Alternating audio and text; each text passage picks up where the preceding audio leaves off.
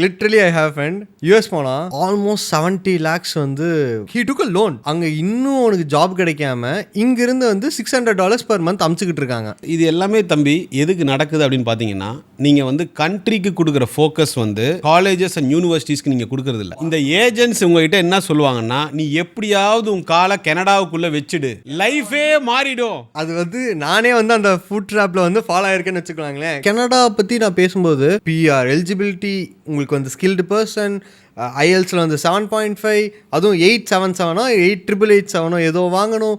இதெல்லாம் இருந்தால் தான் நீ ப்ரொஃபஷனலாக உள்ளே போக முடியும், இல்லைனா பிஸ்னஸ் ஃபீஸ் ஆகும். இதெல்லாம் உண்மை தான். ஆனால் அந்த reality, thank God when I apply to Canada corona got hit. அதனால நான் போகல.